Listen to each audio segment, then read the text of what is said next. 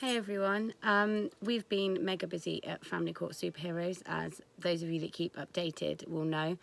There is something that keeps cropping up, re-victimisation, gaslighting, narcissism, in a lot of the coping mechanisms that I'm seeing for individuals. There's a few things, a few tactics, a few journeys that I have been on mentally that I think have really helped me, and I want to share those things with you, as many people as possible, because this is a tempestuous situation, often completely out of our control, and parents, mothers, family, extended family members, there can be a really fractious element in the connectivity you feel towards other people, and it only gets worse when your own thought negativity towards yourself, and that displays itself in outbursts of anger. And the last time or the last place you want to be angry is with social services workers, CAFCAS workers, mental health practitioners. I can hold it together all day, every day, and then they'll say something. It's like it's on purpose to trigger me, and the answer is, quite frankly, yes.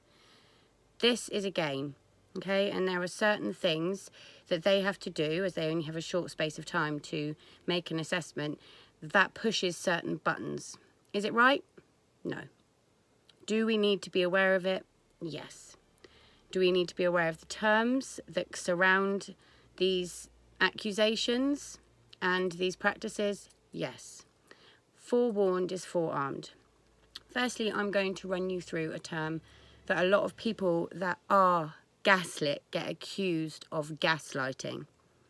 Now, I'm going to explain this because I think there's a lot of people that say, I've been gaslit, and they're not really always aware of what it means contextually. So I'm going to explain what gaslighting is. Gaslighting is a term that refers to trying to convince someone they're worrying about something even when they aren't.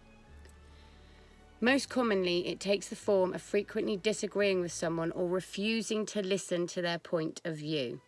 Many of us might be guilty of some mild form of gaslighting from time to time, refusing to hear what our partner has to say, even if they're in the right, or persistently disagreeing over some minor quibble. Even when you aren't sure of your position, it's mostly harmless, a form of pettiness, an unwillingness to be proven wrong. But, and this is the extreme cases that we are all in this being privy to, it can be a real form of abuse. When it's done repeatedly over a long period of time, it can have the effect of making someone doubt their own ideas about things or even question their own sanity. And this is happening all the time. We have parents coming to us saying, am I wrong? Have I lost the plot? They're asking me to agree with this, but I haven't done anything wrong. You know, if I don't agree with this, I'm a bad person. Or it's a complete muddying of your morals, and your morals are your morals. Your choices are your choices. If someone is gaslighting you repeatedly, you're not getting your voice heard. You are constantly being subjected to this perpetual torture of this questioning. Innocent till proven guilty, folks. If someone questions you, leave it there. Social services, ex-partners, they can question you. Don't worry about it. It doesn't matter. It's irrelevant. This is the only way you're going to deal with a narcissist that repeatedly gaslights you to cause you harm. Yes, in which it is designed to coercively control you into having some form of mental relapse. And you see it happening all the time. I've seen it. Now, I want to explain why gaslighting's dangerous. So not only can it have a highly negative effect on a person's self-esteem and confidence, in certain situations, someone might deliberately gaslight their partner as a way of controlling them. A serious form of emotional abuse that is never acceptable. Why is gaslighting dangerous? Gaslighting is dangerous because it undermines a person's sense of self-belief. If you tell someone they're wrong about things over and over and over, it can make them feel insecure or less confident in their point of view. Eventually, they may come to agree with the person who is attacking them, believing that they must be right. Insanity is no. Do you? This can be true of small annoyances. I always do the washing up. Why don't you do it? You never do the laundry. But it can be even more damaging when it's related to things with an emotional context. Things might include questioning your memory of events. Are you sure it was like that? I don't think it was. Or trying to convince you that your emotional reaction to something is inappropriate or disproportionate. you're acting You really are crazy. a wonderful talker. If black Why? could be made into white, Sometimes the by person doing the talking, gaslighting doesn't you'd know be they're the man doing for it. the job. Sometimes So it's as now much I'm to do crazy with their because I don't own love 'em, right? insecurities Is that the point? about No, being wrong wrong. or having less power in a relationship. It is out of an active desire to undermine their partner. So this is also something that we all have to understand. A lot of people want to believe that our ex-partner in the family court system is the enemy. And when you're being gaslit or stonewalled, which I will get onto in a second, you are consistently questioning, self-doubting, and you have an exceptionally low self-esteem. Coupled with the ongoing angst of it being around your most emotive subject, your children, this particular time can be exceptionally stressful, and our fight-flight responses and our firefighting come into full force. Now, I know this. I'm a firefighter, always have been. It's part of my survival, and I have a fantastic lady called Nikki Porter's, Rethink Your Life CIC, who is and has given me some wonderful insights into the way that your brain works when it's in recovery and trauma mode. And actually, and I do this quite often as a technique, and this is something I want to share with anyone who has low self-esteem and their trauma is turning into bouts of aggression or impulsive outbursts. And this can be because you've been gaslit for so long. Your opinion has been repressed for so long, and you are having to fight to get your words across. The truth is, you don't have to fight. The power in the breath and taking that breath and standing back and letting people see for themselves is so important. But often in a heightened situation where we have had coercive control, gaslighting and manipulation of the services, we feel helpless and we feel vulnerable, and it takes us straight back to that fight-flight response. Or the firefighting, in my case, where I'm attacking everything all the time because it means that no one's going to get to me and no one's going to harm me, because that's how I feel.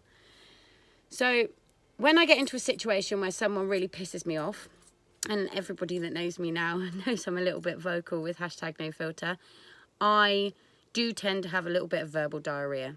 There's one really positive thing with this. I will never say anything behind anyone's back I wouldn't openly say to their face. So I am trustworthy. However, for my own self and for my own self-esteem, I give off too much. I'm an oversharer, which means that I can't take anything back.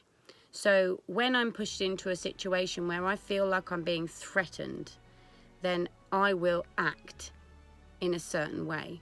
Now I see, and I've witnessed in meetings more readily, the same processes happening. And I've realised that I've been given by Nikki this amazing technique, and I want to share it because it is working with other people, as with as many people as possible. And it sounds bonkers, and I am bonkers, so maybe that's why it works for me. But if I can help other people with this, every time you get angry, every time you feel your blood pressure rise, say you've had harassment, someone stalking your profile, no one's listening to you, say you've had unwanted communications, the police aren't acting, there's no follow-up on paperwork, whatever it is that is your trigger. And I mean, you all know what your triggers are. That voice that the social workers use to try and get to you. You know it's there. You need to recognise it. But when that person comes up, that angry little hot-headed, burns the charcoal in the inside of you, pops out, you need to tell that person before it goes any further, it's okay, I've got this. Because that person is actually the person that has made me survive. So I love that person, and I'm so grateful that when I can't to be calm, that person saves me. And I know in many an occasion, a lot of my friends and family will say, well, Vicky, we wish you'd kept your gob shut. Social services, I'm sure, would say, well, Vicky, we'd wish you'd kept your gob shut. But that person at that time, because of my defence mechanism, was saving me. Now, you all have to move on. We all have to move on. And social services, courts, judges, ex-partners, they're going to ruin your lives.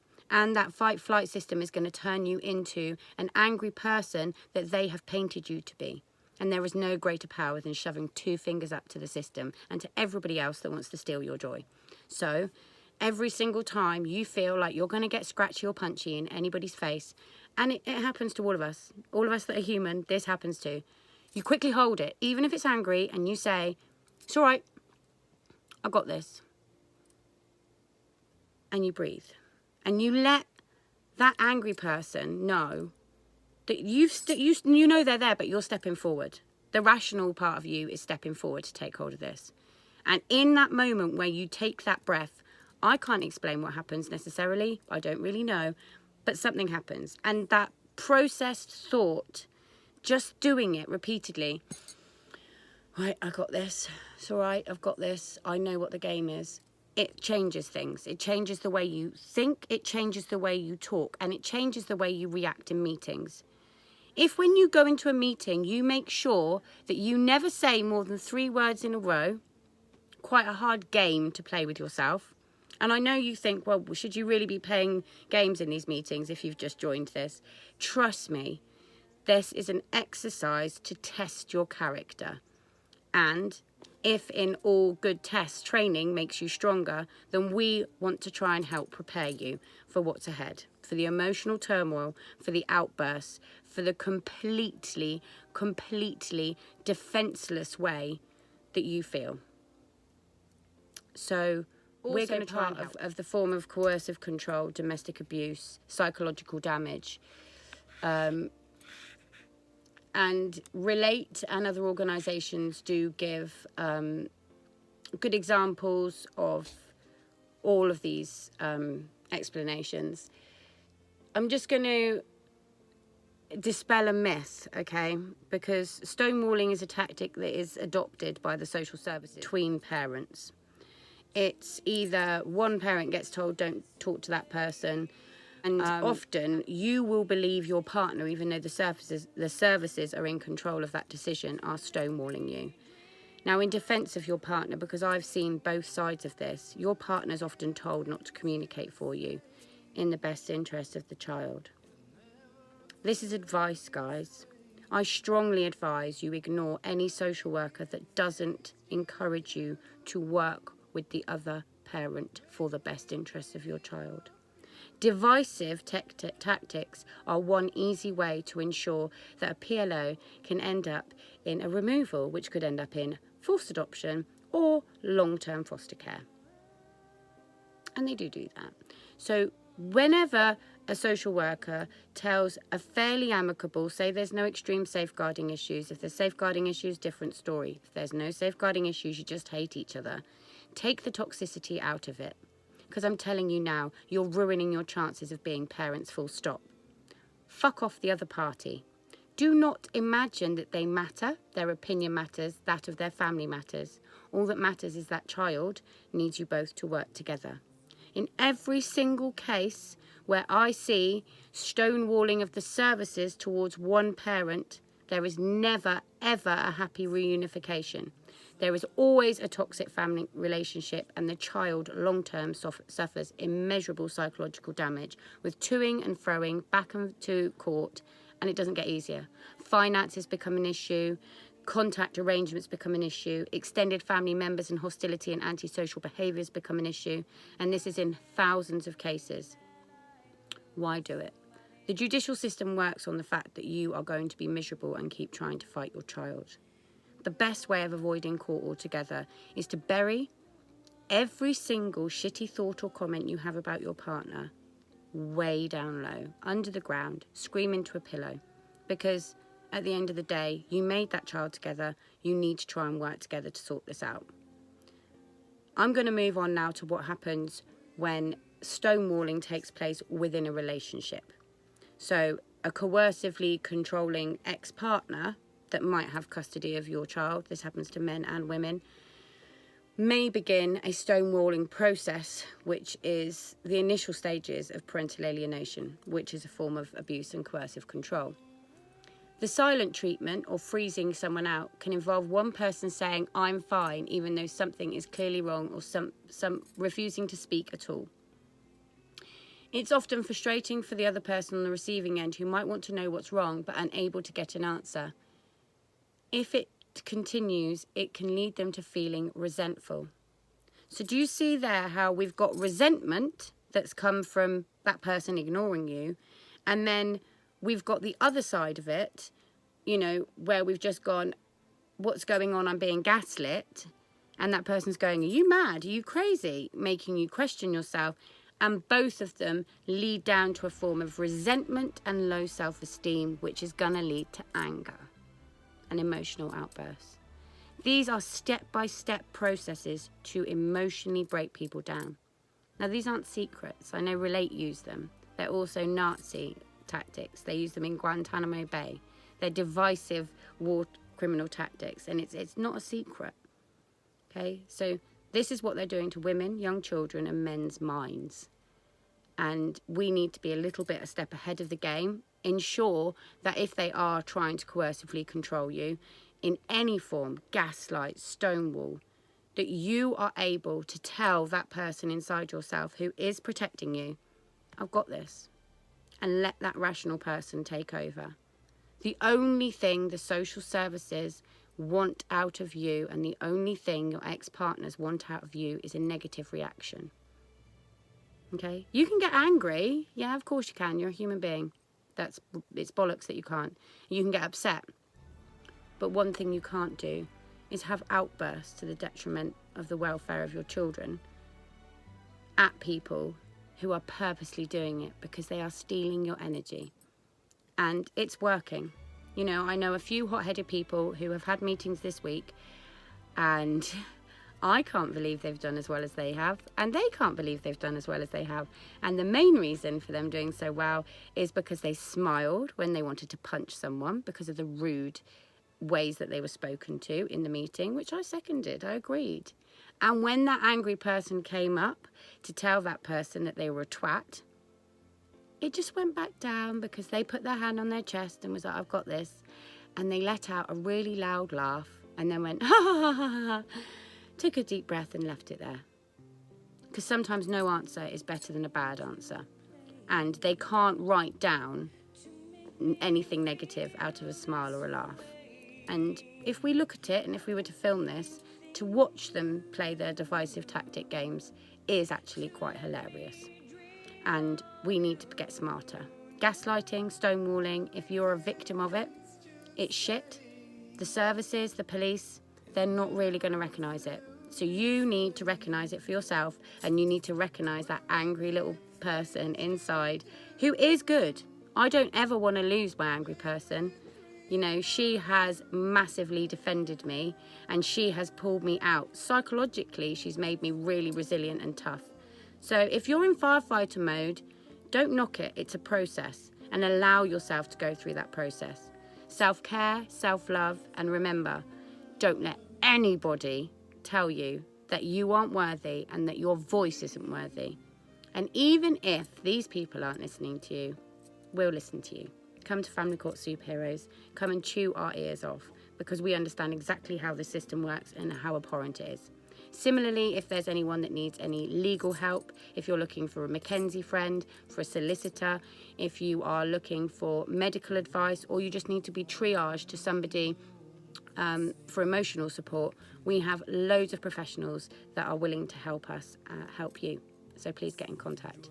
Don't forget, if you have had any complaints with the family court process whatsoever, CAFCAS, judges, social workers, social work managers, police, any form of the umbrella of the family court messery, then please don't forget to go and fill in a form at www.familycourtsuperheroes.com.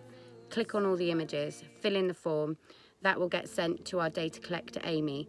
And from your waves of complaints, we will collate 300 complaints at a time, and we will target individuals, local authorities, and we hope with the evidence we can open up serious case reviews and or judicial inquiries into most sectors.